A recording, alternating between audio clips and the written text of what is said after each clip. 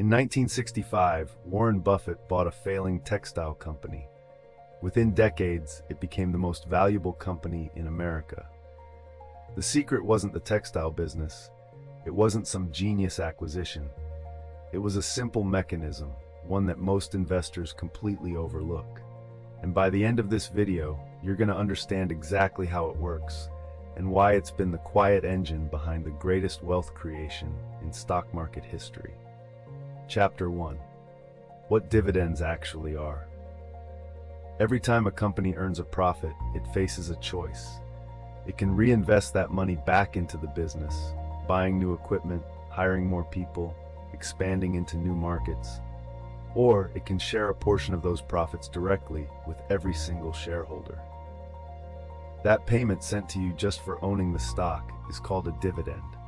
It's your cut of the company's earnings. Delivered quarterly, like clockwork, straight into your brokerage account. Think of it like this. You buy a rental property. Every month, your tenant pays rent. That's income.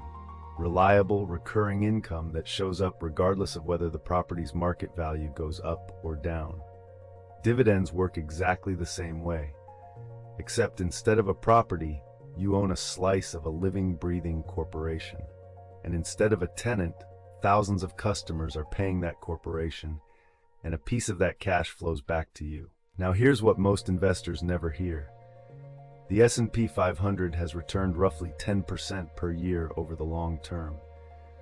But strip out dividends, pretend they never existed, and that number drops to closer to 6%. Nearly 4 entire percentage points. The difference between retiring comfortably and retiring wealthy comes purely from dividends, not from buying the right stock, not from perfect timing, just from collecting dividends and putting them back to work. And dividends are paid in one of two ways. Cash goes directly into your brokerage account. You can spend it, save it, or invest it wherever you want. Or you can enroll in what's called a DRIP, a dividend reinvestment plan. This automatically uses every dividend payment to purchase more shares of the same stock. More shares means more dividends. More dividends means more shares. And that loop is where the real magic begins. Chapter 2. The Compounding Engine. Albert Einstein supposedly called compound interest the eighth wonder of the world. Whether he said it or not, the math agrees. Let's run a real example. Suppose you invest $10,000 in a solid dividend stock, one that yields 3% annually and increases its dividend by 7% each year. In year 1, you collect $300 in dividends. You reinvest it. Now you have $10,300. Next year, your dividend payment is slightly larger. You reinvest that too, and so on. After 20 years, with no additional contributions, that initial $10,000 has grown to over $38,000. After 30 years, it reaches $96,000, nearly 10 times your original investment, from a single lump sum you never touched again. The compounding did all the work, every quarter, year after year. While you slept, this is why time is the single most powerful variable in dividend investing. Not stock picking, not market timing, not earnings forecasts or analyst upgrades. Time. The investors who win big are the ones who start early and never stop. Every year you delay costs you years of compounding at the end, and the years at the end are where most of the growth actually happens. Chapter 3. The Dividend Aristocrats. Not all dividend-paying companies are created equal. At the very top of the pyramid sits a special group called the Dividend Aristocrats. To earn this title, a company must be a member of the S&P 500, and it must have increased its dividend payment every single year for at least 25 consecutive years. Think about what that actually means. These companies grew their shareholder payouts through the dot-com crash, through the 2008 financial crisis, through a global pandemic, through multiple recessions, and they never cut the dividend, not once. Currently, about 67 companies qualify for this elite designation. Names like Johnson & Johnson, over 60 years of consecutive dividend increases. Procter & Gamble, 67 years. Coca-Cola, Warren Buffett's personal favorite, over 60 years of uninterrupted growth. These aren't just dividend payers, they are dividend growers. And dividend growth is the engine that protects your purchasing power against inflation. A 3% yield today means very little if prices rise 40% over the next decade. Your purchasing power erodes.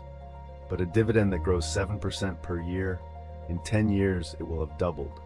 Your real income rises even as prices do. This is the difference between a fixed income investor who loses to inflation and a dividend growth investor who beats it. Chapter 4. Building your portfolio. Rule 1. Diversify across sectors. The classic beginner mistake is loading up on high-yielding utility stocks, real estate investment trusts, or telecom companies, all solid in isolation. But here's the problem. When interest rates rise sharply, all three of those sectors get hit simultaneously. Your supposed diversification turns out to be an illusion.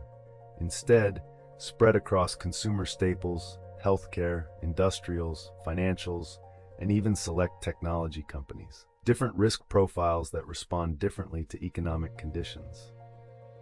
Rule 2. Always check the payout ratio. The payout ratio tells you what percentage of its earnings a company pays out as dividends. Below 60% is generally healthy.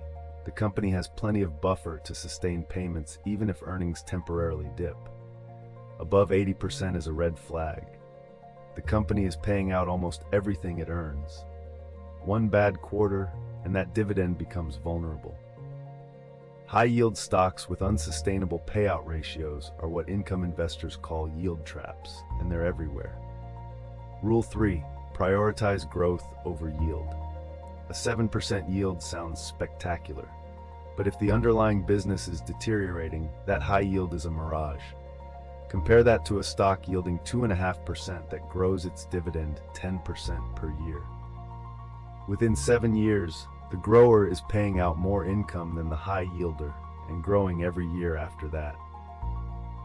The sweet spot most professional income investors target is a yield between 2.5% and 4%, combined with consistent dividend growth of 5 to 10% annually.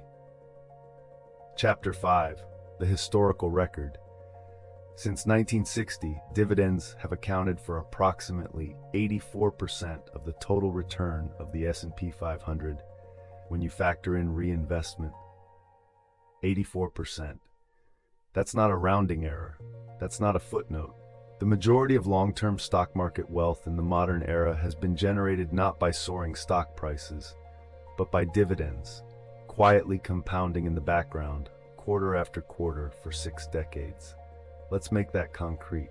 In 1994, Warren Buffett's Berkshire Hathaway purchased 400 million shares of Coca-Cola at an adjusted cost of roughly $3.25 per share.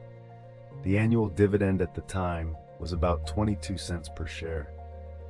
By 2023, that dividend had grown to $1.84 per share. Berkshire now receives approximately $736 million in annual dividends from that single investment. Not from selling, not from stock appreciation, just from holding and collecting year after year for 30 years. The lesson is devastating in its simplicity. The investors who spend their days obsessing over the next AI breakout, the next crypto cycle, the next hot earnings play, they often underperform the person who quietly bought Johnson & Johnson in 1985 and never touched it.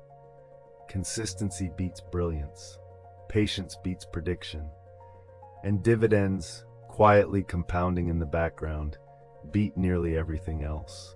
Dividend investing isn't exciting. It won't trend on social media. Nobody makes viral posts about their quarterly deposit from Procter & Gamble. But the numbers are undeniable. Across 60 years of market history, dividends have powered the majority of long-term returns. And the strategy is simple enough for anyone to implement, starting with whatever amount you have today.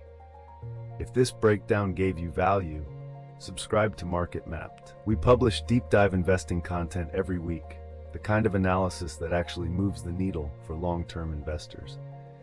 Hit the bell so you never miss an upload. And remember, The best time to start was 20 years ago. The second best time is right now.